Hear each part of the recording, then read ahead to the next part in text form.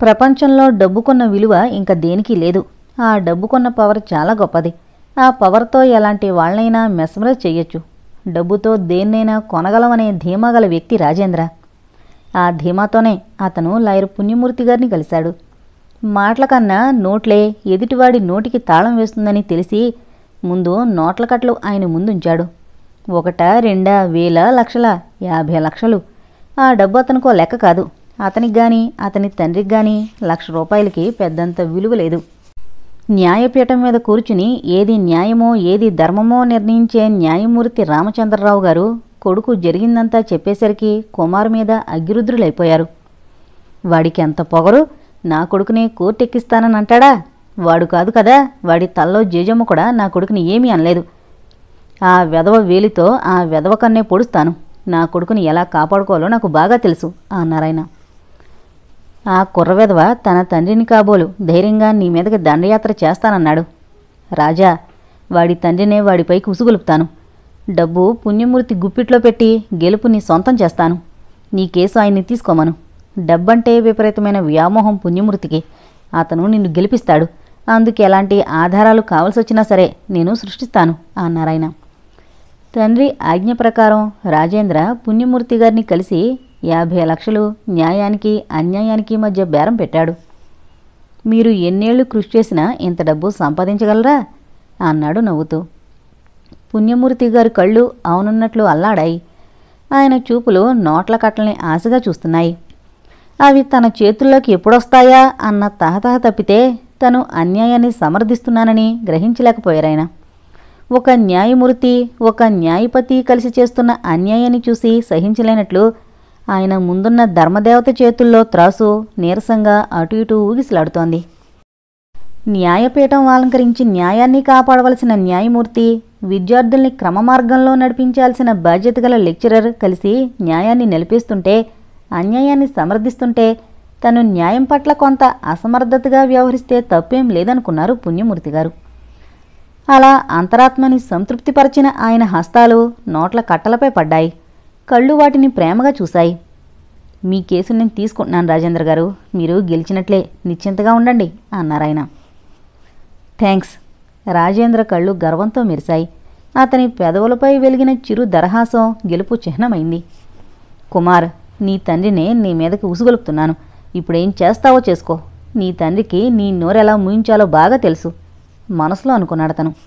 అయితే అతనికి తెలీదు, కుమార్ కూడా న్యాయం నిలవాలన్న పంతంతో, తమ కాలేజీ విద్యార్థిని జ్యోతి ఆత్మకు శాంతి చేకూరాలన్న తపనతో వాళ్ళు ఏ దారిలో ప్రయాణిస్తున్నారో అతను అదే దారిలో ప్రయాణిస్తున్నాడు. ఆ సమయంలో విద్యార్థినులు ధనుంజయ గారింటి ముందున్నారు. ఆ రోజు ఏ ఒక్కరూ కాలేజీకి పోలేదు. ప్రతి ఒక్క యువకుడి గుండె తమ విద్యార్థినికి జరిగిన అన్యాయానికి భగభగా మండిపోతోంది. వాళ్ల యువరక్తం ఆవేశంతో సలసలా కాగిపోతోంది. ప్రతి తల్లి తండ్రి తమ కొడుకుల్ని, మీకెందుకురా ఈ గొడవలన్నీ, అతన మీ లెక్చరరు, పైగా జడ్జిగారు అబ్బాయి, వాళ్ళు కోటీశ్వరులు, అలాంటి వాళ్లతో తలపడ్డం మీ మూర్ఖత్వం అన్నారు. ఈ వ్యవస్థలో మీరు ఓ వ్యక్తయుండి ఇలా పిరికి మందు పొయ్యకండి నాన్నగారు. ఈరోజు జ్యోతైంది, రేపు మీ అమ్మాయి అయితే అన్నారు కొడుకులు. ఆడపిల్లల తండ్రులు కూతుళ్ళని మందలించాలని చూశారు. ఆడపిల్లవి, పెళ్లి చేసుకుని అత్తవారింటి గుట్టుగా కాపురం చేసుకోవాల్సిందనివి, మగవాళ్లతో సమానంగా స్త్రీకి న్యాయం జరగాలంటూ వీధుల్లో తిరుగుతావా? ఈ పని నీ భవిష్యత్తుకి ప్రమాదం కావచ్చు అన్నారు. ఇందుకే నాన్న మన దేశం ఇలా ఉంది. చచ్చిపోయింది పరాయి ఆడపిల్ల కదా, నా బిడ్డ సుఖంగా ఉంది, ఎవరెలా పోతే నాకేమని అనుకోబట్టే రాజేంద్ర లాంటి వ్యక్తి సంఘంలో గౌరవం పడుతున్నాడు అన్నారు ఆడపిల్లలు ఉద్రేకంగా. తల్లిదండ్రులకి బాగా ఆలోచిస్తే తమ బిడ్డలున్న మాటల్లో సత్యం కనిపించింది. కానీ చూద్దాం వీళ్ల అరుపులు ఆవేశాలు ఎలా పరిణమిస్తాయో అనుకున్నారు. ఇంతమంది తల్లిదండ్రులు తమ పిల్లలకి సంపూర్ణ స్వేచ్ఛనిచ్చినా ధనుంజయ గారు మాత్రం వారికి భిన్నంగా మాట్లాడుతున్నారు. నన్ను క్షమించండి బాబు, నేను పరువు ప్రతిష్టల్ని ప్రాణంగా పెట్టుకుని జీవిస్తున్న వ్యక్తిని. మీ అందరి ఆవేశానికి నా కూతురి జీవితాన్ని బలిపెట్టలేను ఆయన వ్యధగా అన్నారు. ధనుంజయ గారు, కుమార్ ముఖం నల్లగా మాడిపోయింది. గంట నుంచి ఆయనకి నచ్చజెప్పి నీరసించిపోయాడతను. ఆయన్ని ఎలా ఒప్పించాలో అర్థం కావడం లేదు అతనికి. విద్యార్థినులు ముఖాలు వేలాడేశారు. అందరూ ఆయనతో మాట్లాడలేనట్టు ఉసూరుమంటూ నీలిమ వదనంలోకి చూశారు. ఆమె వారి చివరి అస్త్రం. అలా మాట్లాడకండి డాడీ, నీలిమ కంఠం రవ్వంత ఉద్వేగంతో పలికింది. జ్యోతి మరణించి ఉండకపోతే ఆ మరణం నాదే అయ్యేది. అప్పుడు మీకు అతని నేరాన్ని వెలికితీసి నా ఆత్మకు శాంతి. బేబీ! ఆయన చప్పున కూతురు నోరు మూశారు. నీలిమ సున్నితంగా తండ్రి చేతిని నెట్టివేసింది. కాదనకండి డాడీ, బోనెక్కి వాడు చేస్తున్న దారుణాల్ని బయటపెట్టనివ్వండి. మనకి తెలిసి జ్యోతి, కానీ తెలియని అభాగ్యురాళ్ళు ఎందరో. అతని కామజ్వాలలకి మాడి మసైపోయిన జ్యోతి మాత్రమే మనకి తెలుసు. జ్యోతి లాంటి అమాయక స్త్రీలు ఎందరూ మసైపోయారో మనకేం తెలుసు? ఇతన్ని ఇలా వెచ్చలివిడిగా వదిలేస్తే ఇంకా విజృంభిస్తాడు. ప్లీజ్ డాడీ, నన్ను వీళ్లతో పంపించండి. నీలిమ కన్నులు రెండు నిండు కోనేర్లయ్యాయి. కంఠం దుఃఖంతో రుద్ధమైపోయింది. ధనుంజయ గారు నిర్లిప్తంగా చూశారు. జ్యోతి నా కూతురులాంటిదే, కాదన్న బేబీ, కానీ ఇప్పుడు ఆ పిల్ల లోకంలో లేదు. నిజమే, అతని పాపాన్ని వెలికి తీయడం నాకు ఆనందమే. కానీ నువ్వు కోర్టులో బోనెక్కి నేను రాజేంద్రని ప్రేమించానని చెప్పాక నీ జీవితం ఏమవుతుందో ఆలోచించావా?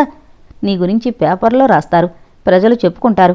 10 మంది నోళ్లల్లో పడ్డ నీకు పెళ్ళనేది జరుగుతుందా? ఏ యువకుడమ్మా నీ చరిత్ర తెలిసినా సాహసం చేసి పెళ్లాడతాడు? ఆయన దీనంగా ప్రశ్నించారు.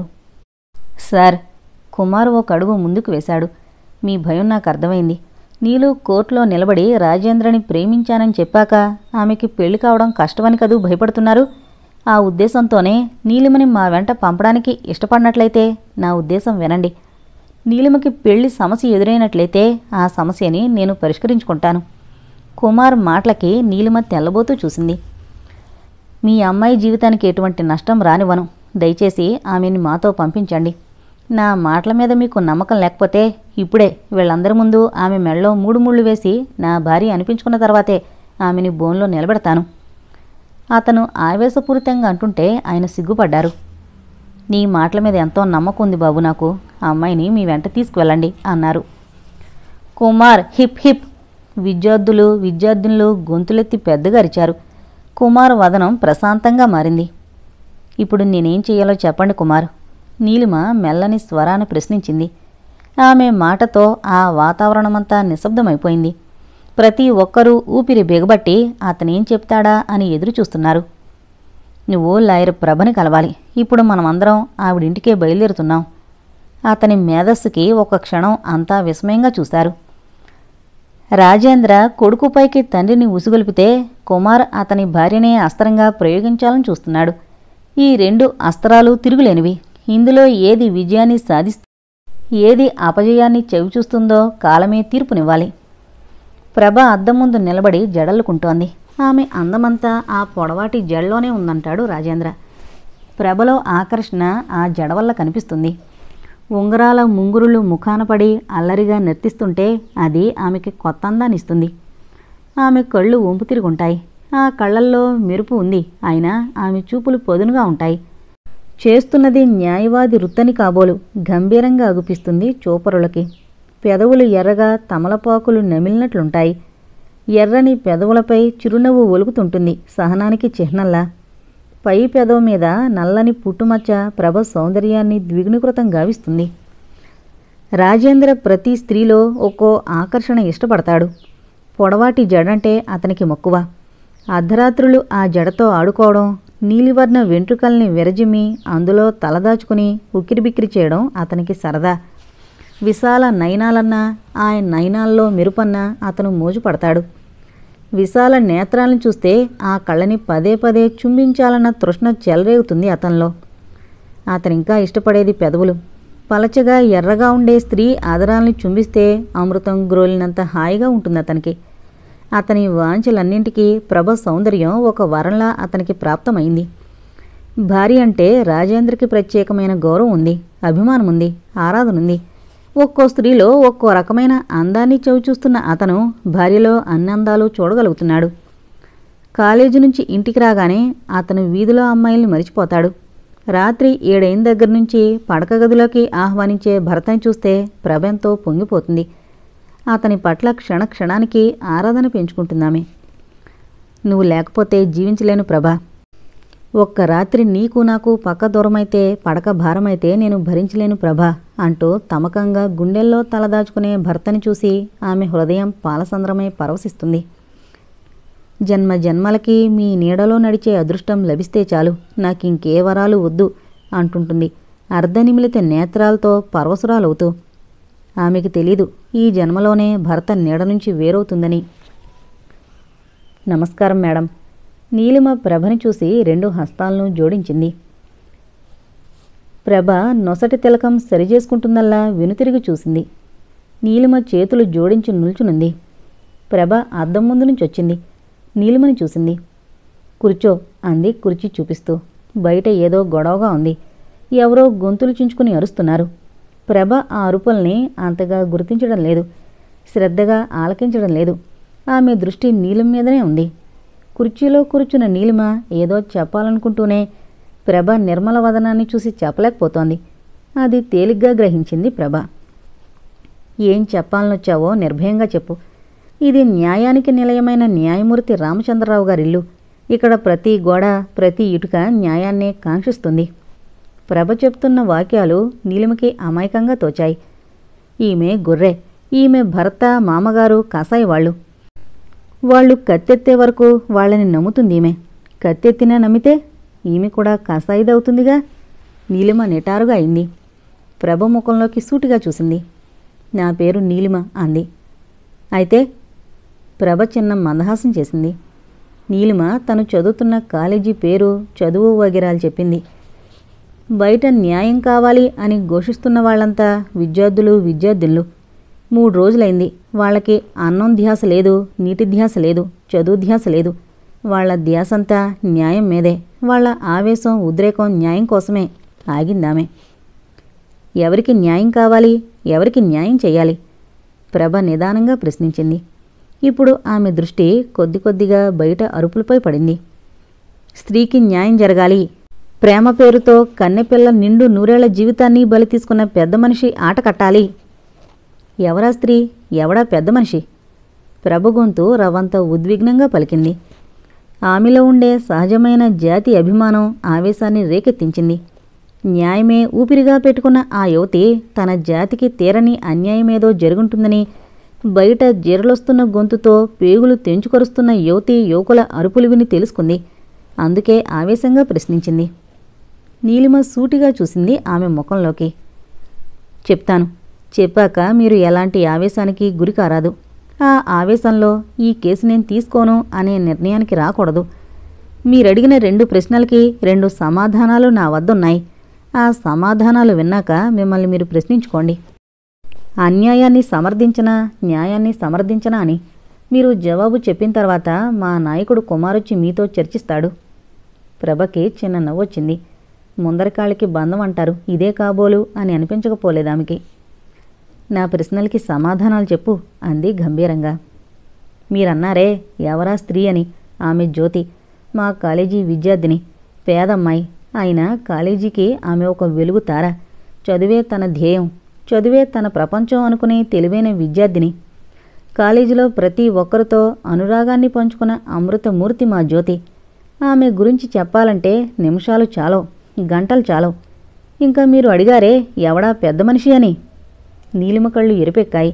ఆమె పెదవులు ఆవేశంతో వణికాయి. జ్యోతిలాంటి అమాయకురాల్ని తను వివాహితుడు అన్న నిజాన్ని దాచిపెట్టి తన బాహ్య సౌందర్యంతో పిచ్చి పిచ్చి ప్రేమ పలుకులతో తన వశం చేసుకుని కొన్ని రోజులో, గంటలో, నిమిషాలో అనుభవించి కన్నెపిల్లగా ఉన్న ఆమెని తల్లిని చేసి, నాకు భార్య ఉంది, కూతురుంది, నాకు రోజుకో వెరైటీ చూడడం హాబీ, నీకు నా మీద మోజుంటే నా ఉంపుడుగత్తిగా ఉంటూ మోజు తీరిపోతే గుట్టు చప్పుడు కాకుండా కడుపులో పెరుగుతున్న పిండాన్ని చంపేసి కాముగా కన్నెపిల్లల కాలేజీకొచ్చాయి అన్న ఆ పెద్ద మనిషి, ఆ స్కౌండ్రల్, ఆ ఈడియట్, ఆ రోగ్, ఆ చీట్ మీ భర్త. నో! ప్రభ రక్తనాళాలు బద్దలయ్యేలా అరిచింది. ఆమె కళ్ళు ఎర్రటి చింతనిప్పుల్లా మారిపోయాయి. ఆమె శరీరమంతా భయంతో పండుటాకులా కంపించిపోసాగింది. You get out! పిచ్చిదాన్లా అరుస్తూ తీవ్ర రూపం దాల్చి గుమ్మం వైపు వేలుపెట్టి చూపించింది ప్రభ. విషాదంగా నవ్వింది నీలిమ. నిర్లిప్తంగా లేచి నిల్చుంది. ప్రభ ఆమెకి వెనుతిరిగిపోయింది. ఆవేశాన్ని ఆపుకునే శక్తి లేనిదాన్లా టేబుల్ అంచుల్ని 2 చేతులతో గట్టిగా పట్టుకుంది. ఆమెకి ఎదురుగా ఉన్న అద్దంలోంచి నీలిమ రూపం కనిపిస్తోంది. ఇంకా ఎందుకు నిల్చున్నావు? వెళ్ళు, నేను నీకెలాంటి సహాయం చేయలేను. గెటౌట్! ప్రభ కంఠం కంపించింది. ఆమె తనని తాను కంట్రోల్ చేసుకునేందుకు విశ్వ ప్రయత్నం చేస్తూనే నీలిమ మాటలు గుర్తుకొచ్చి కంట్రోల్ చేసుకోలేకపోతోంది. టేబుల్ మీద చిరునవ్వులు చిందిస్తున్న భర్త ఫోటో చూస్తూ ఆమె దాదాపు పిచ్చిదానిలా మారిపోయింది. నీలిమ చిన్నగా నిట్టూర్చింది. ఇదే న్యాయానికి నిలయమైన న్యాయమూర్తి శ్రీ రామచంద్రమూర్తి గారి ఇల్లనే నేనిక్కడికొచ్చాను. బట్ ఇక్కడికొచ్చాకే తెలిసింది ఇందులోని న్యాయదేవత ఎప్పుడో పారిపోయిందని. న్యాయాన్ని కాపాడవలసిన న్యాయమూర్తే తన కొడుకు చేసిన అన్యాయాన్ని గుట్టుచప్పుడు కాకుండా సమాధి చేయడానికి మరో న్యాయాధిపతికి ధనాస చూపించి తన కొడుకుని గెలిపించడానికి ప్రయత్నిస్తున్నారు. ఇవన్నీ మీకు తెలియవా లాయర్ గారు? మీకు తెలిసిందల్లా ఈ ఇల్లు న్యాయానికి నిలయం. ఇక్కడ ప్రతి గోడ, ప్రతి ఇటుక న్యాయాన్ని కాంక్షిస్తుందని కదూ? నీలిమ ఆమె ముఖంలోకి చూసింది. వ్యంగ్యంగా నవ్వింది. కుమార్ పిచ్చివాడు. అతనికి తెలీదు ఏ గూటి చిలక ఆ గూటి పలుకులే పలుకుతుందని. గుడ్ బై, వస్తాను. ఆమె గిర్రున వెనుతిరిగింది. అప్పటి ఆమె వదనం తీవ్రమైన ఆశాభంగానికి గురైంది. మీ నాన్నగారే రాజేంద్ర కేసు తీసుకున్నారట. ఆయనకి 50 లక్షలు ఇచ్చాడట రాజేంద్ర అని స్నేహితులంతా చెబితే నాకు తెలుసు అతను ఆ దారిలోంచి వెళతాడని. అందుకే నేను అతని దారిలోంచే అన్యాయాన్ని నరుకునొస్తాను. అతను నా తండ్రిని ఎలాగైతే నాకు వ్యతిరేకంగా నిలబెట్టిస్తున్నాడో అతని భార్యని అతనికి వ్యతిరేకంగా నిలబెట్టిస్తాను. డబ్బు కకృతిపడి న్యాయాన్ని తన 2 చేతుల్లోకి తీసుకుని నలిపేస్తున్న మా డాడీ కళ్ళు తెరిపిస్తాను అన్నాడు ఉద్రిక్తతగా. లాయర్ ప్రభ న్యాయం చేస్తుందనుకుంటున్నాడు అతను. కానీ జరిగింది అన్యాయమే. నీలిమ నీరసంగా అడుగులేస్తోంది. లెక్చరర్ అన్యాయాల్ని అరికట్టాలి. జ్యోతిలాంటి అమాయకురాళ్ళు ఆత్మహత్యలకి పాల్పడకుండా కాపాడాలి. రాజేంద్ర కామవాంఛలకి బలైపోతున్న యువతుల కన్నీటి గాథల్ని ఆపాలి. విద్యార్థి నాయకుడు కుమార్ తీవ్రంగా అరుస్తున్నాడు. అతని చూపులు పైన బాల్కనీ దగ్గర నిల్చుని పిచ్చి చూపులు చూస్తున్న ప్రభపై పడ్డాయి. అతని బురుకుటి ముడిపడింది. అలా అక్కడ్నుంచి కిందకి నిర్లిప్తంగా దిగొస్తున్న నీలింపైకి తిరిగాయి అతని చూపులు. ప్రభగారు కేసు తీసుకోనన్నారా? అతను ఎక్కడివాడు అక్కడే నిలిచిపోయాడు. అతని వదనం వివరణమైపోయింది. అతను ఆగిపోగానే ఆ వెనక ఉన్న వాళ్ళందరూ ఆగిపోయారు. స్త్రీకి స్త్రీయే అన్యాయం చేస్తుంటే ఆ స్త్రీకి న్యాయం లభించేదెప్పుడు? న్యాయానికి స్థానం లేదా? అమాయకురాలైన జ్యోతి మరణానికి కారణం రాజేంద్ర. నీలిమలాంటి యువతిని ప్రేమించానని, పెళ్లి చేసుకుంటానని వంచడానికి ప్రయత్నించి ఆమెని పబ్లిక్గా హోటల్లో అవమానం చేయాలని చూసింది రాజేంద్ర. ఇంకా ఎందరున్నారో అతని కామజ్వాలకి ఆహుతులైన యువతులు. అతను న్యాయమూర్తి ముద్దుల కొడుకు, తెలివైన లాయర్ భర్త. అందుకే న్యాయాన్ని నొక్కేయొచ్చని అనుకుంటున్నాడు రాజేంద్ర. న్యాయాన్ని రక్షించవలసిన న్యాయమూర్తి గారే తన బిడ్డల్ని కాపాడుకునేందుకు అక్రమ మార్గంలో పయనిస్తే ఇక న్యాయానికి చోటేది? కుమార్ గొంతు చించుకుని అరుస్తున్నాడు. అరుస్తున్న అతను ఒక క్షణం ఆగాడు. అతని వెనక అరుస్తున్న యువతీ యువకుల కంఠాలు ఆగిపోయాయి. ఒక్కసారిగా నిశ్శబ్దం పేరుకుపోయింది ఆ ప్రాంతమంతా. అక్కడ ఉన్నది వందలాది స్టూడెంట్స్. అయినా సూది కింద పడితే శబ్దం వినిపించేంత నిశ్శబ్దంగా ఉంది. అంత నిశ్శబ్దంలోనే ప్రభ పిలిచిన పిలుపు వినపడింది. నీలిమ. గేటు దాకా వచ్చిన నీలిమ గిరున వెనుతిరిగింది. ఆమె కళ్ళు మెరిశాయి. ప్రభ వదనం మాత్రం ఎంతో గంభీరంగా ఉంది. పైకిరా. ఆమె గొంతులో ఎలాంటి భావం లేదు. లాయర్ ప్రభగారు హిప్ హిప్. కుమార్ ఆనందం పట్లే కరిచాడు. అతని వెనక మళ్ళీ ఎన్నో కంఠాలు వినిపించాయి. మీరంతా ఇక్కడే ఉండండి, నేను వెళ్ళి మాట్లాడతాను. కుమార్ అందరితో చెప్పి ఒకడో లోపలికి వెళ్ళాడు. ఆ సమయంలో రాజేంద్ర గాని రామచంద్రరావు గారు గాని ఇంట్లో లేరు. వాళ్ళు లేని సమయం చూసుకునే కుమార్ ప్రభతో మాట్లాడడానికి వచ్చాడు. ప్రభ నీలిమని కుమార్ని కూర్చోమంది. వారికి ఎదురుగా తను కూర్చుంది. మీరేనా విద్యార్థి నాయకుడు కుమార్? అతన్ని అడిగింది ప్రభ. అవునండి. జరిగింది వివరంగా చెప్పండి. ప్రభ స్వరంలో ఎంత దాచుకుందామన్నా ఆవేదన దాగడం లేదు. అతి ప్రయత్నం పైన ఆమె తనలో చెలరేగుతున్న భావాల్ని ఆపుకుంటోంది. కుమార్ అంతా క్షుణ్ణంగా చెప్పాడు. జ్యోతి మూర్ఖంగా ఈ లోకం నుంచి తప్పుకుంది. ఆమె గాని జీవించుంటే రాజేంద్ర చేసిన అన్యాయాన్ని కోర్టులో ప్రత్యక్షంగా చూపించేవాళ్ళం. ఇప్పుడు నేనే అతని నేరాలకి సాక్షిని. నీలిమ ఆవేశంగా అంది. నిజమే నీలిమ. కానీ నువ్వు కుమార్ వాళ్ళ మనిషివి. నువ్వు వాళ్ళని గెలిపించడానికి అబద్ధం చెప్తున్నావని రాజేంద్ర తరపు లాయర్ అనడానికి అవకాశం ఉంది. ప్రభ మాటలకి చిన్నగా నవ్వాడు కుమారు. మీ ఊహ నిజమే. మా ఫాదర్ అంతటి సమర్థులే. బట్ సరైన సాక్ష్యాలు చూపిస్తాం. మాకు కావాల్సింది రాజేంద్ర తన నేరాలను ఒప్పుకోవడమే. అతను కోర్టులో అందరి ముందర జ్యోతి ఆత్మహత్యకి కారణం తనే అని ఒప్పుకోవాలి. తన అందంతో మాటల చమత్కారంతో నీలిమనే కాదు ఇంకా ఎందరు అమ్మాయిల్ని ప్రేమించాడో తెలుసుకోవాలి. అతను జ్యోతికి జరిగిన అన్యాయానికి ఒక్క క్షణం కాలమైనా విచారిస్తే చాలు, నీలిమని క్షమార్పణ కోరుకుంటే చాలు, ఇక ముందు ఆయన మంచి మార్గాన నడిస్తే చాలు. కుమారు ప్రభ వదనంలోకి చూశాడు. ఆమె ముఖం రక్తం లేనట్లు తెల్లగా పాలిపోయింది. క్షమించండి ప్రభగారు, మీ భర్తని గురించి మీ ఎదురుగా ఇలా అంటున్నందుకు. కానీ మా ఆవేదన మీకు అర్థం కాకపోవచ్చు. జ్యోతి శవాన్ని కళ్ళారా చూసిన మాలో ఈ ఆవేశం కలగడం సహజం. ఒక 10 నిమిషాలు ఆలస్యమైతే ఈ నీలిమ కూడా మీ వారి చేతుల్లో నలిగిపోయేది. ఈమెని కాపాడిన క్షణాన మా యువక రక్తం కొత్త ఉడికిపోయింది. జ్యోతి మరణానికి ముందు మీ భర్త అంటే మాకెంతో గౌరవాభిమానాలుండేవి. ఎప్పుడైతే జ్యోతి శవం మా కాలేజీలో చెట్టు కొమ్మన వేలాడుతూ కనిపించిందో అప్పుడే ఆయనంటే మాకు అసహ్యం కలిగింది. ఆయనే గాని ఆ అమాయకురాలి శవం మీద 2 కన్నీటి బొట్లు రాల్చితే మేమింతటి ఆవేశానికి గురికాకపోం. ఆయనే గాని నీలిమని నన్ను క్షమించు నీలు అంటే మేం మీ దగ్గరికి రాకపోం. కుమార్ కళ్ళు చెమరించాయి.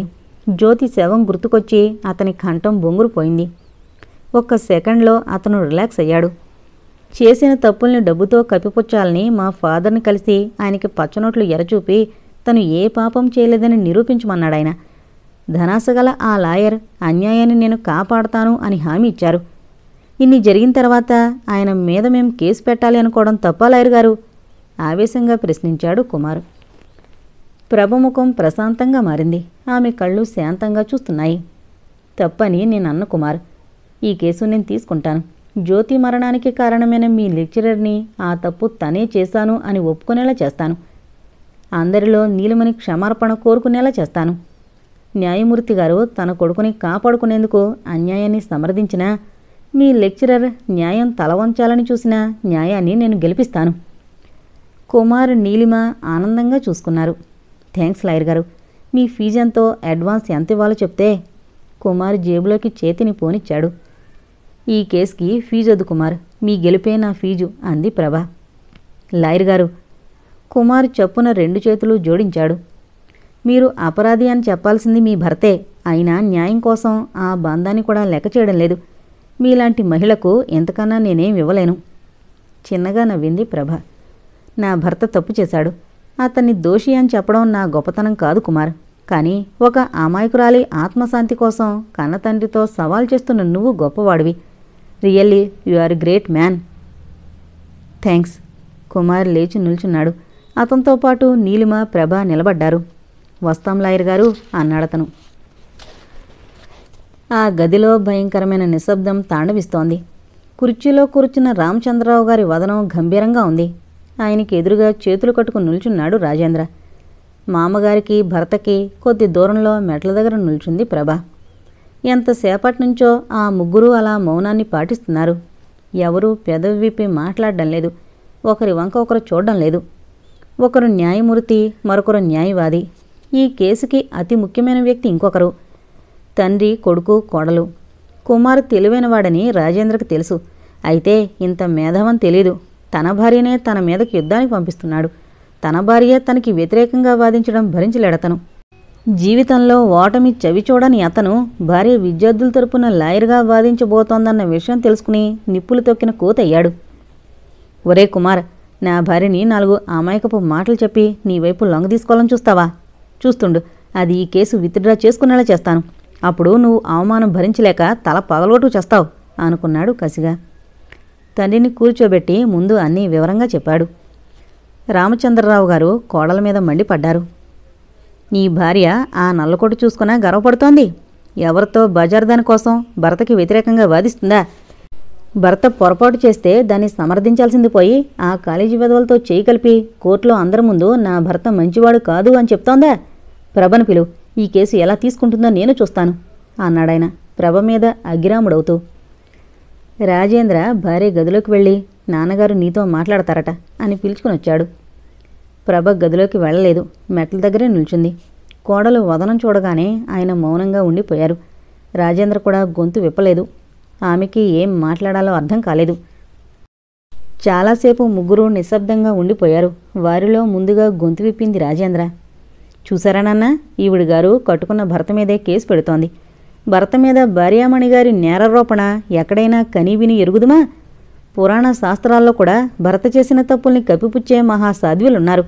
అంతేకాని నా భర్త దుర్మార్గుడు అంటూ ఏ ఇల్లాలు ఇల్లు వదిలి గోల పెట్టలేదు. ఈ విషయం ఎవరికైనా తెలిస్తే ఎంత సిగ్గుచేటు? మీరే చెప్పండి నాన్న. ఆ నీలిమ మగాళ్లతో సమానంగా వీధులు తిరుగుతోంది. అలాంటి చీప్ మనిషి నన్ను ప్రేమించానని చెప్పడం, ఈవిడ అలాగా అని తల ఊపడం ఎంత పిచ్చి పని? ఆ జ్యోతి డర్టీ గర్ల్. అది ఎవరితో తిరిగిందో, ఎవడికి తల్లయిందో? అతని మాటలకి ప్రభ ముఖం ఏ హేతుతో ముడుచుకుపోయింది. అది చస్తూ నేనేదో చేశానంటే ఈవిడగారు అది నిజం చేస్తానంటూ వకాల్తా పుచ్చుకుంది. ఆ కుమార్గాడు శ్రీరామచంద్రుడేం కాదు, వాడే జ్యోతిని మోసం చేసి నా మీద పగబెట్టుకుని నేరం నా పైకి నెట్టాలని చూస్తున్నాడు. మీ కోడలికి భర్త కన్నా పరాయి మగాడే గొప్ప వ్యక్తిలా కనిపిస్తున్నాడు కాబోలు. రాజేంద్ర ముఖం ఎర్రగా కందగడ్డలా చేసుకుని భార్య వైపు చూశాడు. ప్రభ ఎంతో నెమ్మదిగా మరెంతో శాంతంగా పెదవి విప్పింది. మీరు ఏ తప్పు చేయనప్పుడు నేను ఎవరి తరపున వాదిస్తే మీకేం? భార్య మాటలకి తీక్షణంగా చూశాడు రాజేంద్ర. నేను తప్పు చేశానో చేయలేదో నీకు అనవసరం. మంచైనా చెడైనా నువ్వు నాకు వ్యతిరేకంగా వాదించడం నాకు ఇష్టం లేదు. మీ ఇష్టంతో నేను ఈ కేసు తీసుకోలేదు. దెబ్బతిన్నట్లు చూశాడు రాజేంద్ర. ఒక్క క్షణకాలం అతని పొదునైన మస్తిష్కం మొద్దుబారిపోయింది. భార్యతో ఏం మాట్లాడాలో తోచనట్టు అయోమయంగా చూస్తుండిపోయాడు. ప్రభా! రామచంద్రరావు గారు కుర్చీలోంచి లేచి నిల్చున్నారు. ఆయన్ని చూడగానే ప్రభ పైట కొంగు మెడ చుట్టూ కప్పుకుంది. రాజా వయసులో ఉన్నవాడు, పైగా మగాడు. వాడు ఆ జ్యోతి విషయంలో ఒక అడుగు ముందుకేసి ఉండొచ్చు, లేదా అది నిజం కాకపోవచ్చు. ఆడపిల్ల ఆ చచ్చిందానికి బుద్ధుండద్దు. 2 చేతులు కలిస్తేనే చప్పట్లు. ఆడది ఇష్టపడకుండా మగాడెప్పుడు శాసించడు. దానికి వీడంటే ఇష్టమైంది, వీడితో గడిపింది. అందులో మనవాడి తప్పు ఏముంది? ప్రభ మామగారి ముఖంలోకి చూసింది. ఇలా మాట్లాడుతోంది న్యాయమూర్తి రామచంద్రరావు గారా, ఇంకెవరైనానా అన్న సందేహం కలిగింది ఆమెకి. మామగారు, మీరేనా ఇలా మాట్లాడుతోంది? మీ అబ్బాయి నిర్దోషి అని మనస్ఫూర్తిగా అంటున్నారా? జ్యోతితో నాకు పెళ్ళయిందని మీ అబ్బాయి చెప్తే ఆమె ఆయన్ని ప్రేమించేదా? నాకు కూతురుంది అని నీలిమతో చెప్తే ఆమె ఈనాడు మీ అబ్బాయి దోషి అని వేలెత్తి చూపించగలిగేదా? కట్టుకున్న భార్య ఉన్న ఓ ఆడపిల్లకి తండ్రి అయినా కన్నెపిల్లలతో నాకు పెళ్లి కాలేదు అని చెప్పి వాళ్ళని ప్రేమలోకి దించే మీ అబ్బాయి నిర్దోషా? ప్రభ ఆయన్ని శాంతంగానే ప్రశ్నించింది. కాకపోవచ్చు. అయితే మన ఇంటి పరువు మర్యాదల్ని మనమే బజారుపాలు చేసుకుంటావా? జడ్జి రామచంద్రరావు గారి అబ్బాయి మంచివాడు కాదు అని అతని భార్య నిరూపించింది అనేసి జనమంతా చెప్పుకుంటుంటే అది మన వంశానికి ఎంత సిగ్గుచేటు? నువ్వే గాని వాడికి వ్యతిరేకంగా వాదిస్తే మనం ఎన్ని అవమానాలకు గురికావాల్సి వస్తుందో ఒక్కసారైనా ఆలోచించావా? ప్రభ రోషంగా తలెత్తి ఆయన ముఖంలోకి చూసింది. నాకు పెళ్లి కాలేదు అని చెప్పి కన్నెపిల్లల్ని వంచిస్తూ కట్టుకున్న భార్యని మోసగిస్తున్నానని ఒక్కసారైనా ఆలోచించారా మీ అబ్బాయి? ఉంటే నా ఉంపుడు గత్తిగా ఉండు, లేదా ఆభాషం చేయించుకో అని అన్నప్పుడు ఆ జ్యోతి గుండెలు ఎన్ని ముక్కలైపోయాయో ఒకసారి ఆలోచించారా మీ అబ్బాయి? ప్రభా! రామచంద్రరావు గారు తీక్షణంగా పిలిచారు. ఆ జ్యోతి ఎలాగో చచ్చింది, కనీసం వీడినైనా సుఖంగా ఉండెంవా? ఆయన చేసిన తప్పులు ఒప్పుకుంటే నేను ఆయనకి వ్యతిరేకంగా వాదించాల్సిన పని లేదు. ఒక ఆడదాని మాటలకి తల వంచే అసమర్థుడు కాదు ఈ రాజేంద్ర, అతను వ్యంగ్యంగా అన్నాడు. అంతకన్నా వ్యంగ్యంగా చూసింది ప్రభ. నేను మాత్రం తల వంచుతానని ఎలా అనుకుంటున్నారు? అంది ఎగతాళిగా. వంచి తీరాలి, తప్పదు. నువ్వు నా భార్యవి. నన్ను కాదని నువ్వు ఒక్కడుగు కూడా ముందుకు వేయడానికి వీల్లేదు. రాజేంద్ర గబగబా టెలిఫోన్ వద్దకు నడిచాడు. అతని చేతివేళ్లు విసురుగా నెంబర్ని డైల్ చేస్తున్నాయి. కుమారింటికి ఫోన్ చేశాను, వాడితో చెప్పు కేసు విత్డ్రా చేసుకుంటున్నానని అన్నాడు కర్కశంగా. నిటారుగా చూసింది ప్రభ. చెప్పకపోతే అందామే. రాజేంద్ర దవడ ఎముక బిగుసుకుంది. అతని కళ్లల్లో ఎర్రజెరలు కదలాడాయి. చెప్పకపోతే మనిద్దరి మధ్య బంధం తెగిపోతుంది. అంతేకాదు, ఈ ఇంట్లో నీకు స్థానం ఉండదు. నిరసనగా నవ్వింది ప్రభ. నిర్లిప్తంగా చూసింది. అన్నింటికీ సిద్ధపడే ఈ కేసు తీసుకున్నాను.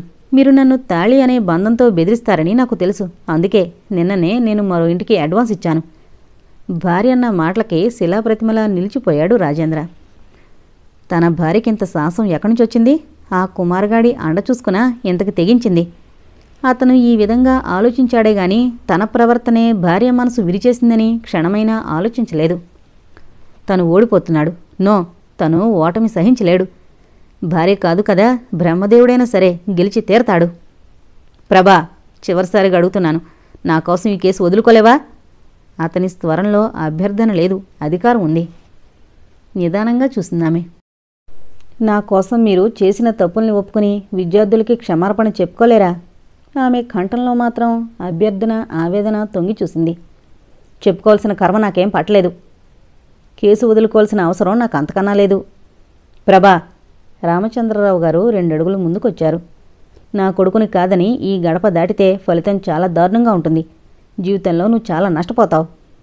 క్షమించండి మామగారు, నేనేం పోగొట్టుకున్నా పర్వాలేదు, కానీ న్యాయాన్ని మాత్రం కాపాడతాను. ప్రభ వెనుతిరిగి మెట్లెక్కి వెళ్ళిపోయింది. ఆ తండ్రి కొడుకులిద్దరూ తెల్లబోతూ ముఖాలు చూసుకున్నారు.